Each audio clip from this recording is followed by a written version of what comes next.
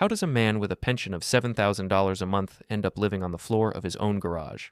Why did my son need to take off his watch to make my son-in-law finally go quiet? This is how I went from being treated like a burden to taking back my house, my income, and my name. Before we dive deeper into this story, I have one small request. Please subscribe, drop a like, comment, and hit that hype button to boost this channel so more people can discover these incredible stories. My name is Gerald Price, and I did not expect that day to be different. I woke up on the thin mattress in my garage, stiff from the cold floor. I saw the shelves with tools, the oil stains, the boxes with my things, and I remembered. This was not a guest room. This was where I slept now. I sat up slowly. My back hurt, and my head felt light. I had eaten only a little the night before. I placed the blanket at the end of the mattress. A small window high on the wall showed a pale morning sky. I checked the clock above the workbench. Almost 10. My son-in-law Trent was usually out with the car at this time. My daughter Lena stayed inside with the children. I normally waited until the house was quiet before I went to the kitchen. I heard a car door close outside. I thought Trent had come back early. I waited for his quick steps and his short greeting at the side door. Instead, I heard slow, careful steps on the path. The garage door opened and light cut across the floor. My son Alex stood in the doorway. For a few seconds he did not speak. His eyes went from my face to the mattress, then to the blanket, then to my arms. The marks from old falls were still visible as yellow and green shadows. We had not seen each other in person for months. The last time he had asked if everything at home was fine, and I had said that I was comfortable. Here, in the cold light of the garage, that word felt false. Alex asked what I was doing there. His voice was not loud, but it was sharp. I told him that I slept here now because the house was full and I did not want to be in the way. I tried to make it sound like a normal choice. He kept looking around, as if the room refused to make sense.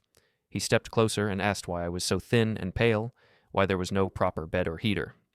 I said that I was fine and that I did not need much. I tried to smile. It did not change his face. He shook his head, and I saw concern turn into something harder. He reminded me that my pension was $7,000 a month. He said he had checked it when we spoke last time. He asked how a man with that income could be lying on a garage floor, hungry and shaking. Hearing the amount here, beside my mattress and dusty boxes, made the garage feel even smaller. I told him that Trent handled my pension now. I said that online banking confused me and that it was simpler this way. After my wife passed away, I had no energy for new passwords and codes. Trent had offered to take care of bills and transfers. At first, it felt like help. Over time, I stopped seeing my own statements at all. Alex asked when I last read a bank letter myself. I could not answer. I realized I did not remember the last time I had held one. Trent always gave short reports and told me that everything was under control. I had accepted this because it was easier than asking questions. Alex did not raise his voice. He simply said that we were going inside. He held out his hand to help me stand. I wanted to tell him not to cause trouble, but my legs felt weak. I let him guide me. Moving from the garage into the kitchen felt like entering another world. The kitchen was warm and bright. There were drawings on the fridge and plates with food on the table. I noticed that there was no chair where I had once sat every morning. Lena stood by the sink. When she saw Alex, her face lit up for a second. Then she saw me behind him, and her smile faded. She asked what was happening. Alex did not answer her. He helped me sit on a chair and poured a glass of water. We heard steps in the hallway. Trent came into the kitchen, looking at his phone. When he saw Alex, he smiled in surprise. He said this was a nice visit and asked if everything was all right. His tone was light, but there was a line of tension under it. Alex asked, in the same calm voice, why his father was sleeping in the garage and why his father was hungry. Trent did not look at me when he answered. He said that I liked the garage because it reminded me of my old workshop, that I chose to sleep there, that they always offered me food, and that I often refused. He made it sound like a strange habit, not a problem. Alex listened without reacting. Then he asked about the pension. He wanted to know who controlled it and who had access to the account. Trent straightened his back. He said that he managed the pension for the good of the whole family, that he used it to pay for the house and daily costs. He spoke as if the money naturally belonged to everyone through him. Then he said that there was no reason for me to look at details because I would only get confused, that modern systems were too complex for someone my age, and that it was safer if he checked everything. In his story, he was the guide, and I was the confused old man. I watched Alex. His face became very still. He did not shout. Instead, he reached down and unfastened his smartwatch. He laid it on the table, screen up. The device lit up. He touched the screen once. I knew that his watch could record sound. Alex then repeated Trent's position in simple, clear words. He said that Trent claimed control over my pension, that I slept in the garage while Trent decided how to use that money, and that I did not see my own statements. He asked if that summary was correct. For the first time, Trent looked less sure. His eyes moved from Alex's face to the watch on the table. He asked why there was a need to turn a family arrangement into something formal. He said he was only trying to help an old man who did not understand digital banking. His smooth tone had a crack in it. Lena still stood by the counter. She said that this was how their family worked, that everyone had a role, that I had agreed. I remembered the day she asked if the children could have my bedroom so they could each have their own space. I had said yes at once. It had felt like a small act of love. I had not seen how it would end in a mattress on concrete. Alex did not argue with her. He kept his eyes on Trent and said that he worked at a bank and that he had seen many situations where a person slowly lost power over their own money and home. He added that what he saw here looked close to those cases. Silence settled over the kitchen. I looked at the watch on the table. A small icon blinked in one corner of the screen. Even without knowing the app, I understood that this conversation was now more than talk. Alex took out his phone. It vibrated in his hand, and he glanced at the screen. I saw a short work notification appear. He nodded to himself and put the phone away. Then he looked at Trent and Lena and said in a low, steady voice that this situation would not stay like this. In that moment, with my back against the kitchen chair and the cold of the garage still inside me, I felt something shift. For the first time in a long while, I felt that what was happening to me was not just a sad part of getting old. It was something that could be named and maybe changed, and it had finally reached someone who knew how to act. After that first talk in the kitchen, my mind did not stop turning. While Alex spoke with Trent and Lena in the living room, I sat on a chair and stared at the table. My hands were shaking a little, not only from hunger, but from what I had just heard. I thought back to the years before all of this. It helped me understand how slowly things had changed, step by step, until the garage felt normal. I spent most of my life as an engineer on a factory floor. It was loud, hot, and sometimes tiring, but it was clear. Machines either worked or they did not. Numbers either matched or they did not. People came to me with problems because they knew I would find a calm way to fix them. I did not shout. I did not threaten. I just checked every step until I found the mistake. Younger workers used to watch me work and tell me that I was patient. They said that I had steady hands and cool nerves. I remember feeling proud when they trusted my judgment. At that time, my name on a drawing or a report meant that something would be checked twice. When I retired, the factory held a small party for me. There were simple snacks, some music, and kind words. The manager gave a speech about my years of service. He said that the company would miss my reliability and my habit of keeping notes on every project. I took that set of notebooks home and put them in the metal box in the garage. My wife was still alive then. We had planned to travel a little, to visit places we had only seen in magazines, but her health began to fail. My careful life changed into another kind of careful life, tracking medicine times, doctor visits, and small changes in her breathing. It was hard, but it had a clear purpose. I was taking care of someone I loved. When she passed away, the house felt too large and too quiet. The rooms echoed when I walked through them. I kept speaking in a low voice out of habit, even when I was alone. At night, I would wake up and reach out to the side, forgetting for a second that the bed was empty. Lena came more often during that time. She brought the children, and their noise filled the rooms for a few hours. She sat with me at the kitchen table and asked how I was. I said I was fine, but I think she could see that I was drifting. She suggested that it would be better if we were closer, that the children needed their grandfather, and that I needed family around me. Trent joined those visits later. He spoke about efficient living, about how it did not make sense to keep a big house half empty when Lena's small flat was crowded. He said that he and Lena could move into my house instead of me moving into their place. He made it sound like a fair trade. I would get company and help. They would get more space for the children. At that time, it sounded reasonable. My own energy was low. The idea of filling the house with family again felt like a way to keep my wife's memory alive. I agreed. The move happened fast. 1 week the house was still quiet and full of my wife's things. The next week boxes appeared in the hallway with children's clothes, toys, and Trent's office equipment. They placed their furniture in the living room. I watched my old armchair go to one side to make room for a bigger couch. In the beginning, it felt warm. The children ran through the hall. Their drawings went up on the fridge. Lena thanked me many times for opening my home. Trent seemed attentive. He told me to rest, that he would take care of the boring stuff. He meant bills, internet, and other services. He asked about my pension and savings. He said that in a new arrangement, it was important to streamline costs. He showed me his phone with bank apps and graphs. I felt slow next to all of that. He asked me to sign some general forms so he could pay bills directly. He described it as a practical way to avoid late payments. At that time, I still read letters from the bank myself, but slowly Trent began to collect the mail. He said that he would sort it and only bring me what I needed. He told me that the rest was just noise. I did not notice the exact day when the letters stopped coming into my hands. It was a gradual fade. We had a system at first. I still had my bedroom, and they had the other large room. The children shared a smaller room. The living room became the common space. I was not always comfortable with how late the television stayed on, but I did not want to be a problem. I stayed quiet and let them live their lives. Over time, small things shifted. The children grew and needed more space. Lena suggested that the kids could each have their own room. She said that it could help with their sleep and schoolwork. She asked if I would consider moving into the small room near the stairs. I thought of their tired faces and said yes without thinking long. The small room near the stairs did not have much light, and it was close to the main entrance. At first, I slept there on my old bed. Later, Trent set up some storage shelves in that room. Boxes piled up. My bed moved closer to the door. One day he said that the room was now too tight and that my tools in the garage needed more space too. He suggested that I move my bed into the garage for a while, until they sorted the rooms. He said it with a casual tone, like a temporary camp. I felt a small knot in my stomach, but I did not want to start a conflict over walls and doors. I told myself that it would be for a short time. We both know now that a while became the new normal. I remember the first night in the garage very clearly. I lay on the mattress and listened to the house above me. I heard footsteps, laughter from the living room, and later, the sound of a movie.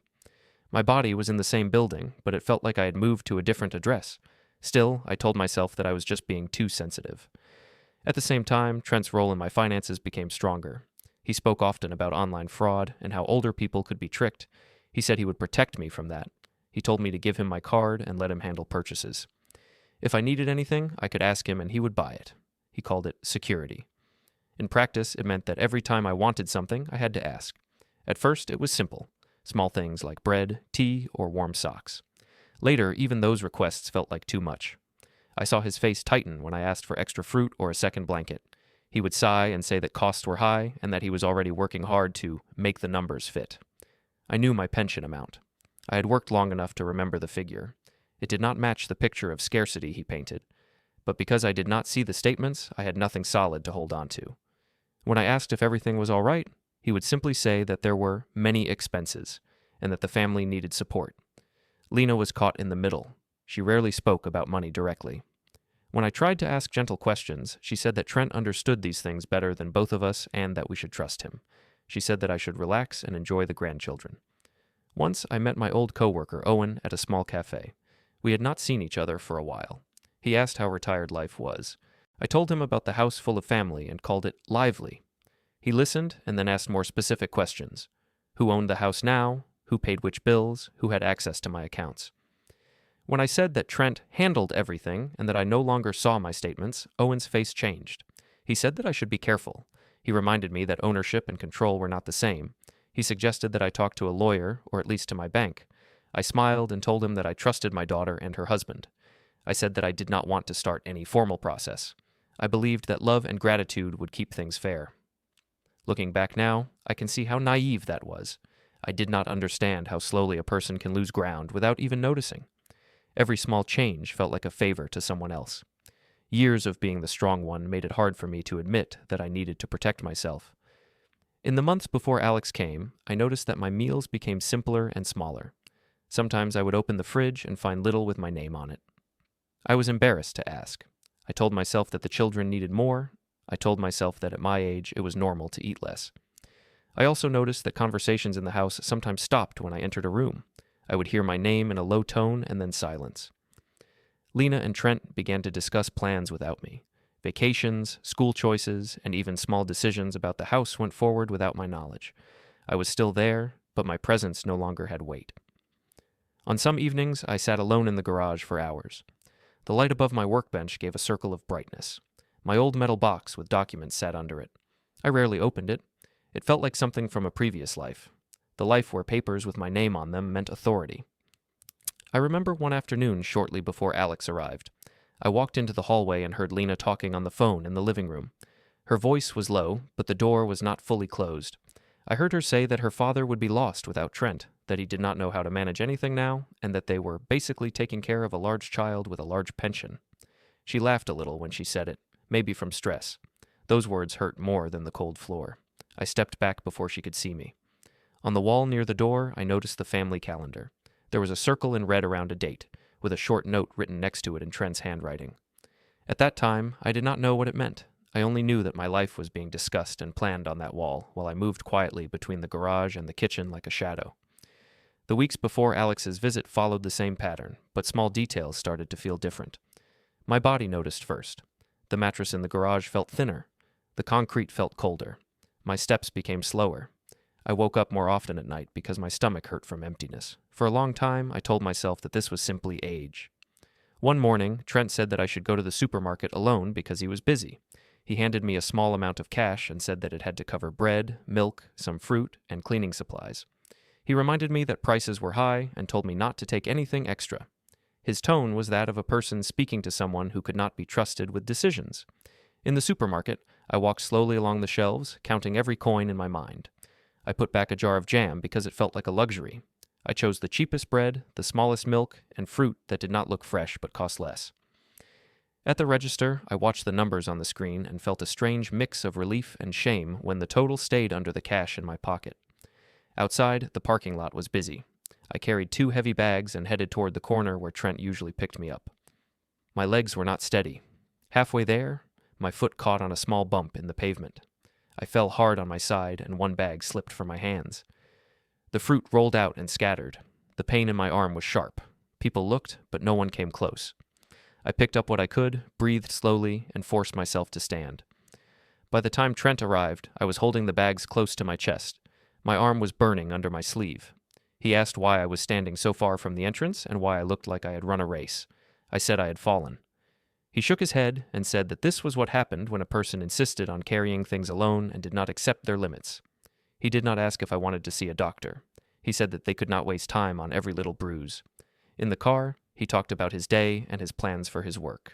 He did not ask about mine. When we arrived home, I went straight to the garage and carefully rolled up my sleeve. A dark mark was already forming on my upper arm. I touched it and felt a dull ache. I thought about going to the clinic, but that would require asking Trent for transport or Lena for help. I did not have money for a taxi and did not want to feel like a problem again, so I pulled the sleeve back down and told myself that it would fade.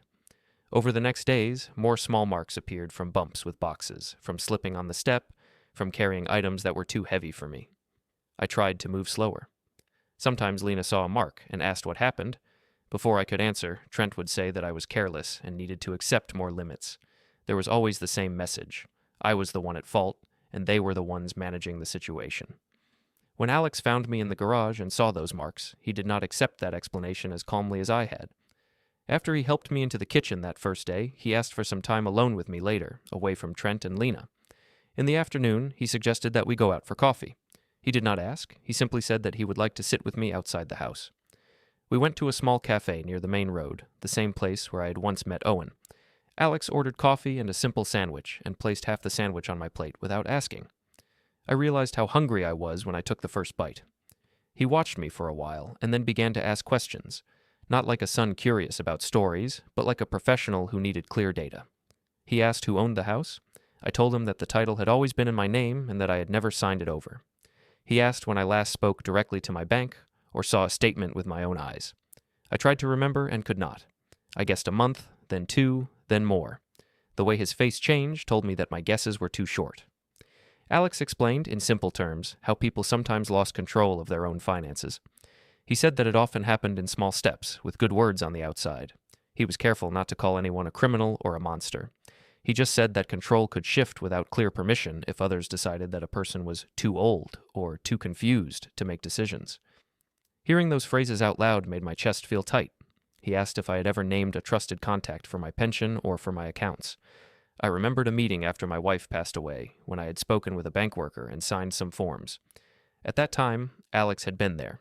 They had asked me if I wanted someone they could call if they ever had concerns about my safety or clarity. I had written Alex's name. I had forgotten that detail until he asked. He told me that this was important. He said that it meant there were still points in the system that respected my original decisions, not the current story around me. He asked if I had any old papers from those meetings. I thought of the metal box in the garage and nodded. At one point, I lowered my eyes because I felt ashamed. I said that I should have been stronger, that I should have read every letter and set clear rules from the start. Alex shook his head. He told me that it was not weakness to trust family, that many people in his work had done the same. The difference was in what others did with that trust. After we finished our coffee, we walked slowly back toward the house. The air outside felt different now. The street I had walked many times suddenly looked like part of a map in a problem I had to solve, not just a path between 2 points. Near the corner, we saw our neighbor, Mrs. Collins, standing on her porch. She had lived there longer than us. She liked to water her plants and watch the street. When she saw me with Alex, she greeted us and asked how I was. Her eyes moved quickly from my face to my arm. Alex introduced himself. She said that she was glad to see family visiting. Then, in a quiet tone, she told Alex that she had sometimes worried about me. She mentioned that she had heard loud voices in the house more than once, usually Trent's. She said that she had seen him take the mail from the box and walk in without passing anything to me. She added that she had wanted to check if I was all right, but did not want to interfere. Her words were simple, but to me they felt like confirmation that my impressions were not just in my head. Others had seen the way things were. I looked at Alex. His jaw tightened again. He thanked Mrs. Collins and said that he appreciated her concern.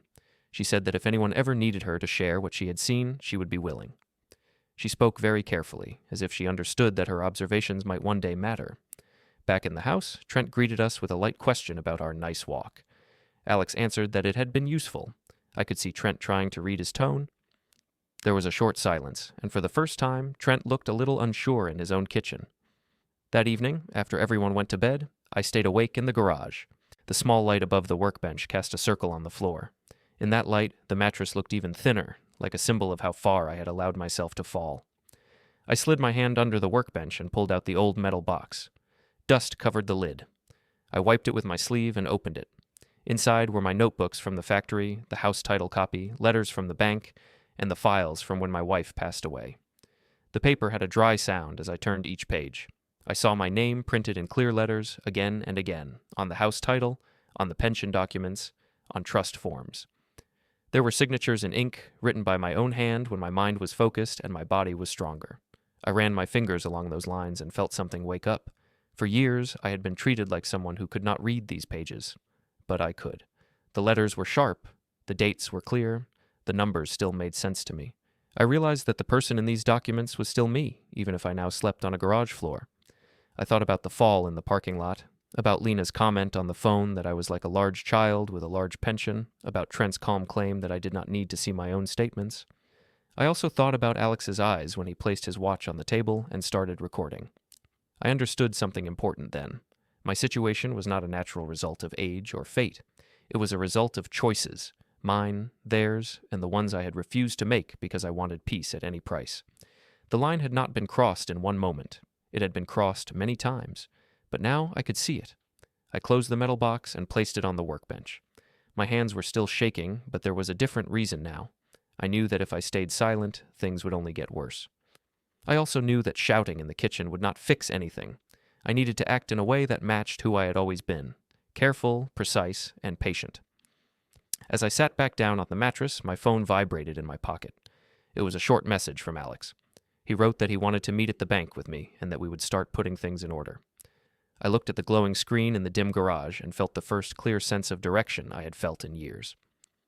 The next days moved faster than I expected.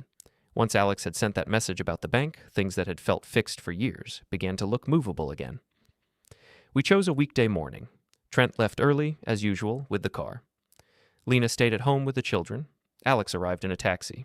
He told me to bring my ID and any papers I still had. I took the metal box from the garage, held it close, and followed him outside. The ride to the bank was quiet. I watched the streets pass by and tried to calm my breathing. My hands rested on the lid of the box. It felt heavier than it really was because of what it meant. At the branch, the air was cool and smelled faintly of paper and coffee. People stood in line, others sat waiting. Alex went to the reception desk and spoke with the clerk. He mentioned the name of the branch manager, Mr. Bauer, and his own work in a bank. Something in his tone made the clerk pay close attention. Soon we were led to a small office with glass walls and a door that closed softly. Mr. Bauer, a man with gray at his temples and glasses low on his nose, came in and shook our hands. He greeted me by name, which surprised me. I had not been inside this branch for a long time, but the file on his desk told him who I was. Alex explained that we wanted to review my accounts and pension payments. He did not accuse anyone. He spoke about clarity and safety. He used calm words that still carried weight. Mr. Bauer opened my file on his computer and on paper. He asked me some standard questions to confirm my identity. I answered them one by one. It felt good to show that my memory worked. We went through the accounts. He pointed to the main one where my pension arrived each month. The numbers on the screen matched what I remembered from years ago, but now I could see the full list again. Regular large payments in, then many transfers out. Some transfers went to common services, gas, water, internet. Others went to a separate account in Trent's name. There were also card payments at stores I had never visited and for items I had never used. The pattern was clear when viewed on one page. Mr. Bauer spoke in a careful voice. He said that I was still the main owner of the account. He showed us that the forms I had signed years ago did not remove my control. They only allowed online access from Trent's phone and added him as a person with permission to make transfers on my behalf. It was not the same as giving him the money. This difference, which I had never fully understood, now stood in front of me in simple, cold letters. I felt both foolish and strangely relieved.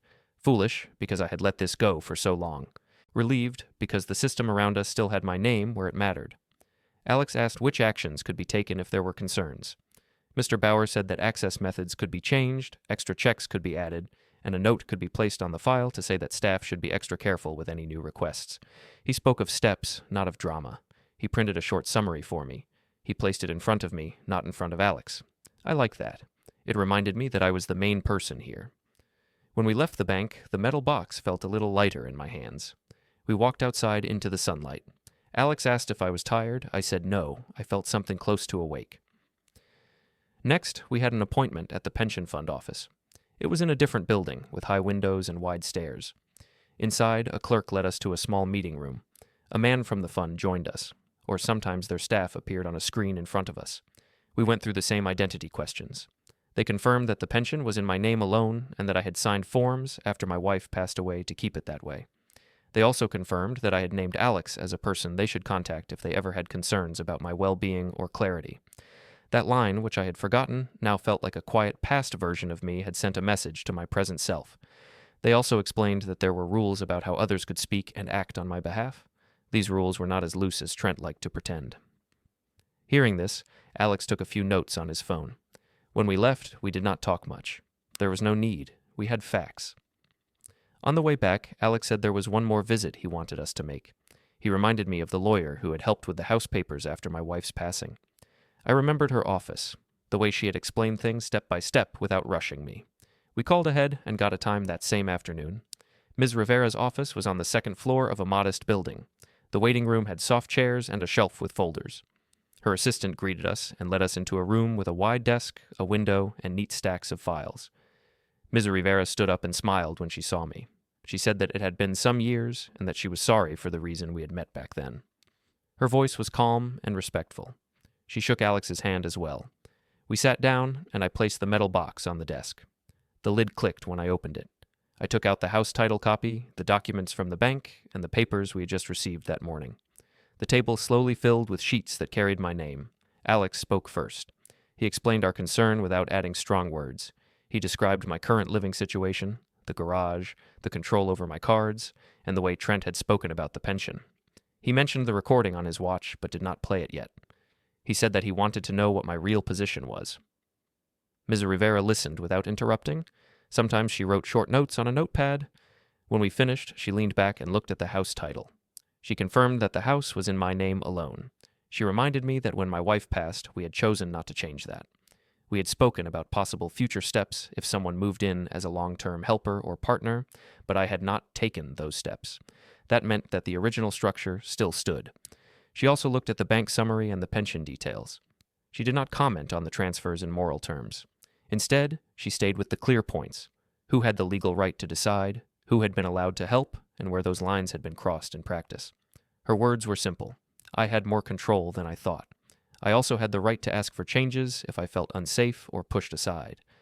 She did not tell me what to do. She laid out options like tools on a workbench. One option was to adjust who could access my accounts.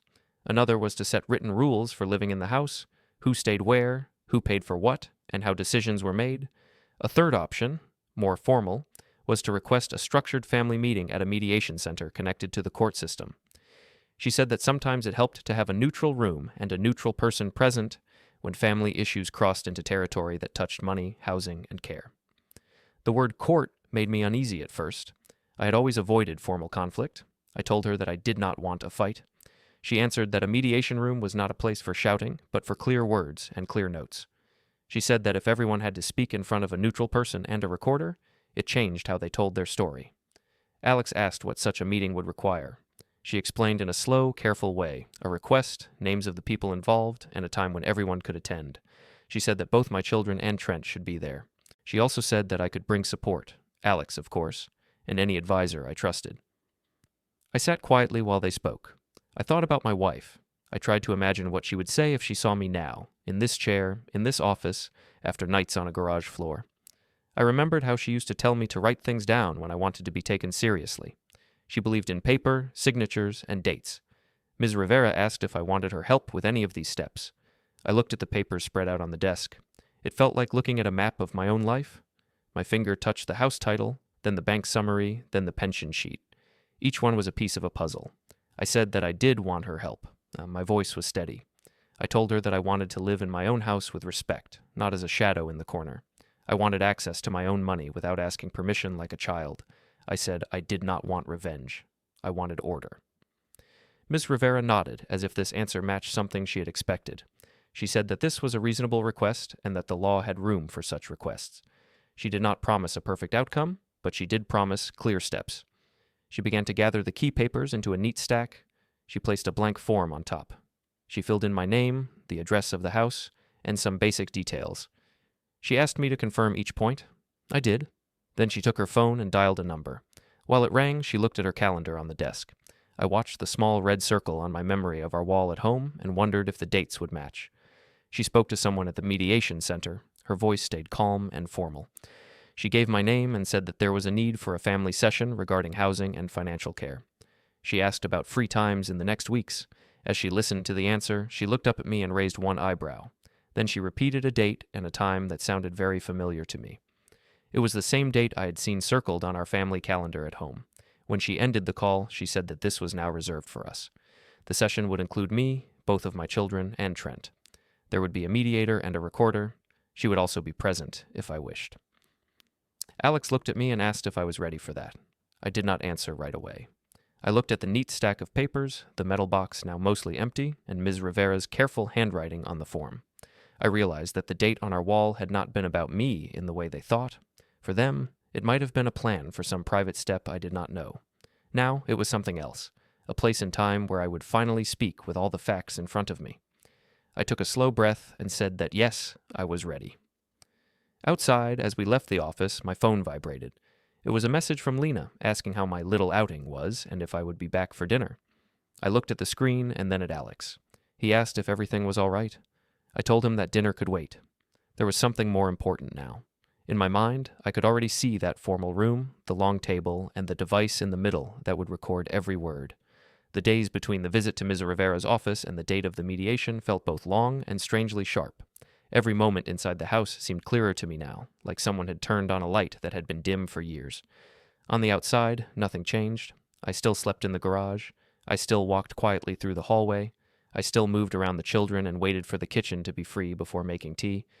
But inside, something had shifted. I was no longer telling myself that this was simply how old age looked. I was counting things, measuring them like I used to measure distance and pressure at the factory. 2 days after our meeting with Ms. Rivera, Alex sent me a message asking if he could come by in the evening. Trent was out with the car, taking the children to an activity. Lena was in the living room folding clothes. When Alex arrived, he greeted her politely, then asked if he could help me in the garage for a bit. She agreed and went back to her pile of shirts. In the garage, he closed the door behind us. The small light above the workbench made a little island of brightness in the dim space. My mattress lay in the corner, as usual. The metal box sat on the bench, now with only a few items inside. Alex sat on a crate and took off his watch again. He placed it on the workbench and connected it to his phone with a short cable. The screen of the phone lit up with a list of audio files. He pointed to one and said that it was the recording from the first day in the kitchen. He tapped another one and said that it was from a later conversation in the hallway. I had not seen him make that one, but it did not surprise me. He played a short part of the kitchen recording. I heard Trent's voice saying, in a confident tone, that the pension belonged to him and that I did not need to see any numbers. Hearing it from the device felt different than remembering it. It was not just a feeling, it was sound, time-stamped and clear. Alex paused the file and looked at me. He said that this kind of statement, in his world, always raised attention. It was not a crime by itself, but it showed how a person saw the situation. When such words were placed next to bank records and living conditions, they could draw a straight line. He did not speak with joy. His voice was calm, almost tired. He said that he had seen enough families tear themselves apart over money to know that this was not about winning an argument. It was about making sure that I was safe and that rules were followed. He moved some files into a new folder on his phone and gave it a simple name that I will not repeat here. He said that he would bring these recordings, with Ms. Rivera's help, in a way that the mediator could accept. He did not want to surprise anyone with tricks. He wanted everything to be open and formal. I watched his hands as he worked. They were steady, like mine used to be on the factory floor when I adjusted a machine. I realized that even though our jobs were different, we shared the same love for clear records. After a while, he disconnected the watch and put it back on his wrist. Then he looked around the garage. His eyes rested on the mattress, the thin blanket, and the small stack of canned food in the corner. He asked how long I had lived like this. I told him honestly. He took a slow breath and said that it would not stay this way. The next day, I met Owen again at the small cafe. I had called him and asked if he had time for a coffee. He came with his usual slow walk and warm handshake. We sat at a table near the window. I told him that Alex had become involved, that we had visited the bank, the pension office, and Miss Rivera. I explained that there would be a formal meeting soon with a mediator and a recorder in the room. Owen listened, nodding from time to time. He said that this sounded like the right way. He reminded me that I had always trusted systems and written rules in my work, and that it made sense to do the same in my private life now. He offered to come sit in the waiting area outside the mediation room if I wanted a familiar face nearby. I thought about it. The idea of him sitting there, like a quiet witness to the day, made me feel stronger. I told him that I would be grateful if he did. He agreed without making a big speech. On the evening before the mediation date, the house felt strangely tense. Trent walked around with his phone in his hand, sending messages, pacing from room to room.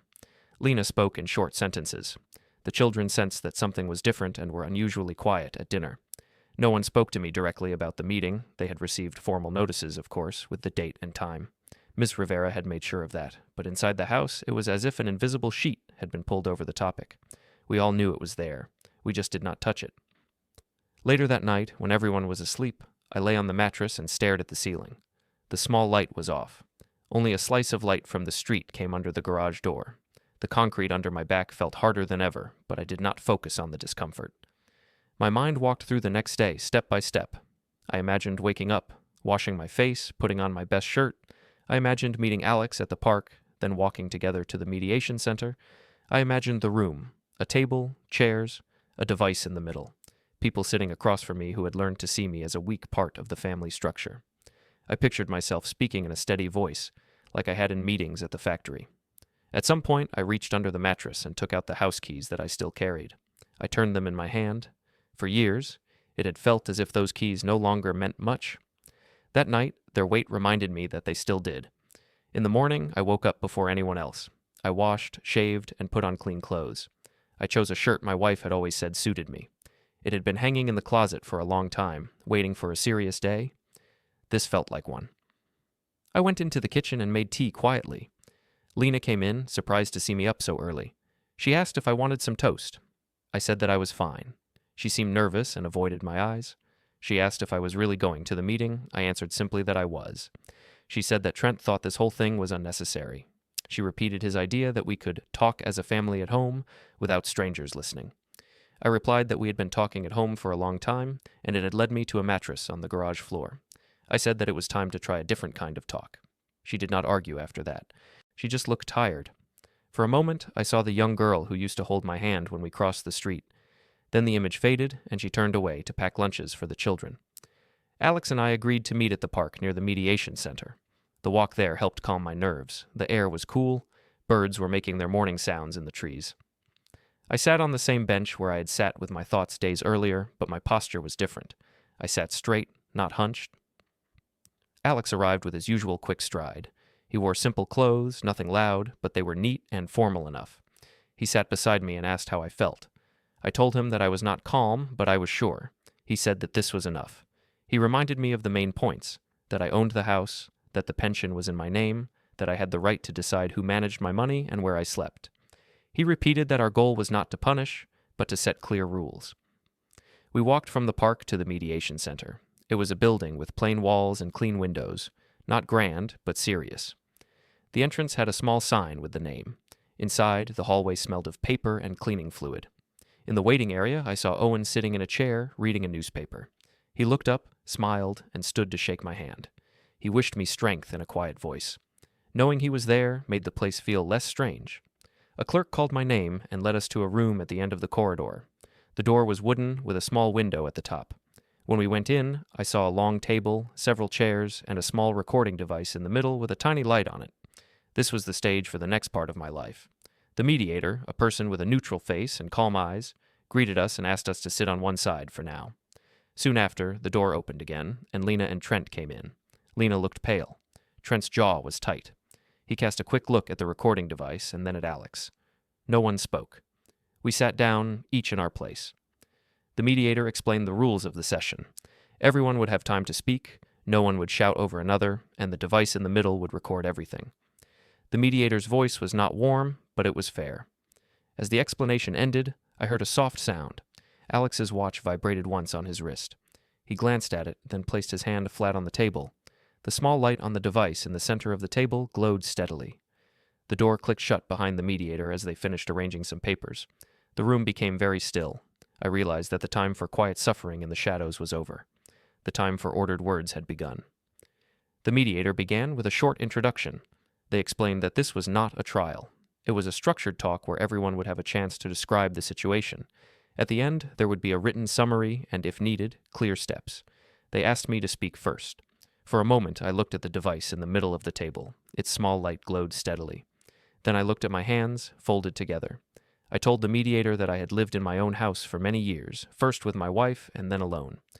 I said that after my wife passed away, I had invited my daughter and her family to live with me because I did not want to sit in silence inside those walls. I described how the arrangement had begun in a warm way. There were shared meals, noise from the children, and a feeling that the house had a new purpose. Then I explained, without raising my voice, how things changed over time. My bedroom moved, boxes appeared. My bed shifted, first to a smaller room and then to the garage. I told them that I now slept on a thin mattress on the concrete floor. I told them that I often woke up hungry, that I did not have my own card anymore, and that I had to ask for basic items. I did not add dramatic words, I simply listed facts, like numbers on a report. The mediator listened and took notes. When I finished, they asked if I felt free to make decisions about my own money and living space. I answered that I did not. I said that most choices were filtered through Trent. Then the mediator turned to Lena and Trent and invited them to share their view. Trent was quick to speak. He said that my description sounded worse than it was. He explained that I had always liked the garage, that I had used it as a workshop, and that I preferred to be surrounded by my tools. He said that the bed there was my choice and that they had never forced me. He also said that he had taken over my finances to protect me. In his version, I was easily confused by online forums and too trusting with strangers. He said that he moved my pension into a structure where he could manage all bills and expenses. He called it a family pool. He repeated that everything he did was for my safety and for the stability of the household. Lena's voice, when she joined in, was softer. She said that I had agreed to most changes, that I had often said I did not need much, and that she had believed Trent when he said this was the best way. She admitted that she had not looked closely at the details. She said that she had been focused on the children. The mediator asked some simple questions. Who owned the house? Who was the main holder of the pension? Who had access to which cards and accounts? Each question felt like a small tool pressing against the structure that Trent had built. I answered that the house had always been in my name. Alex confirmed it. Trent shifted in his chair. For a moment, he said that he had thought the house was more shared now. The mediator wrote down that phrase. I said that the pension was in my name as well. We had documents to show it. Trent did not deny this. He only repeated that he managed it for the family. At this point, the mediator turned to Alex and asked if he wanted to add anything. They had his name listed as my son and as a support person with experience in financial matters. Alex spoke in the same steady tone he had used in the bank and at Ms. Rivera's office. He said that he worked in financial compliance and that he was used to patterns. He explained that he had looked at my account movements together with the bank manager. He described regular large transfers to Trent's business account and many personal expenses that did not match my needs. He kept his words plain and free of judgment. Then he said that he had one more element to present.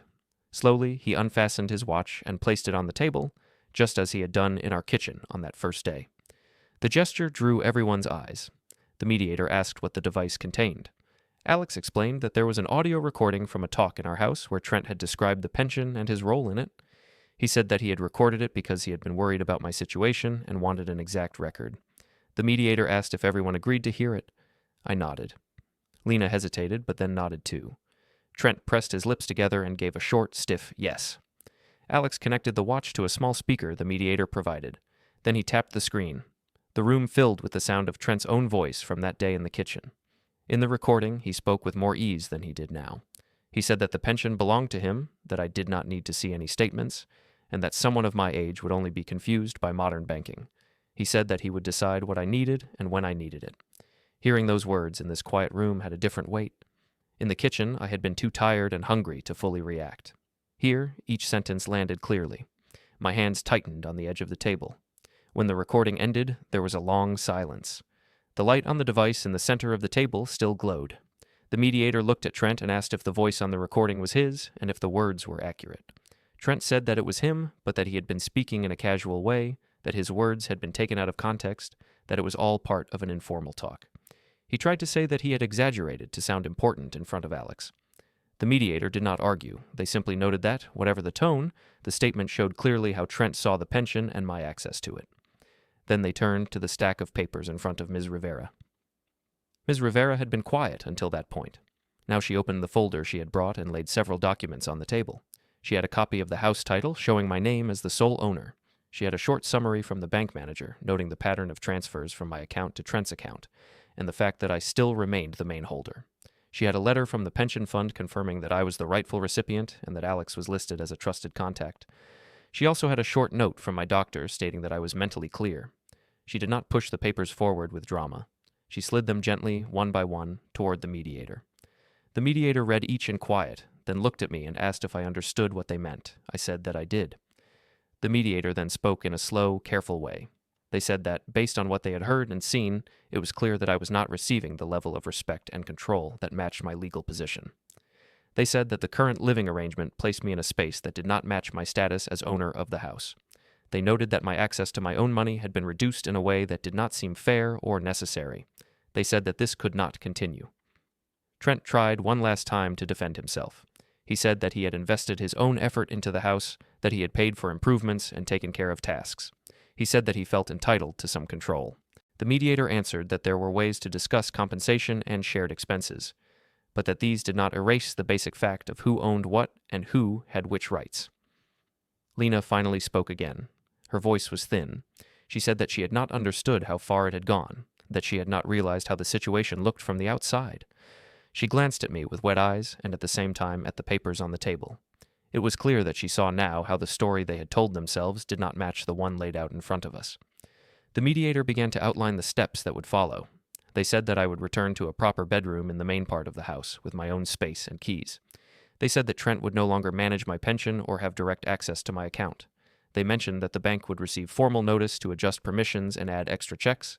They also said that any future help from Trent or Lena with my finances would have to be clearly written and agreed by me, not assumed.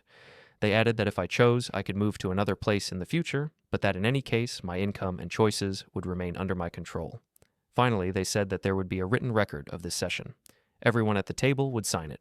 If the new rules were not respected, the matter could move beyond mediation into a more formal review, with outside authorities involved. Those words, spoken in such a calm tone, seemed to land heavily on Trent.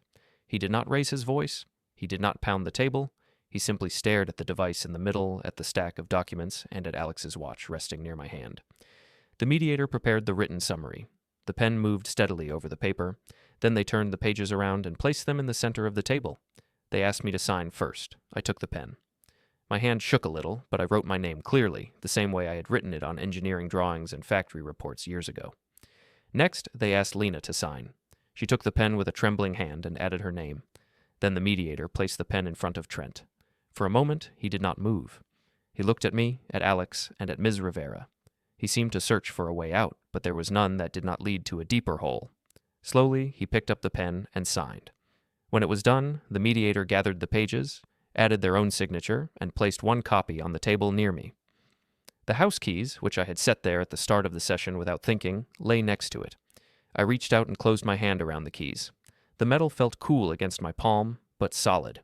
On the other side of the table, Trent's shoulders lowered, as if some invisible shield around him had cracked.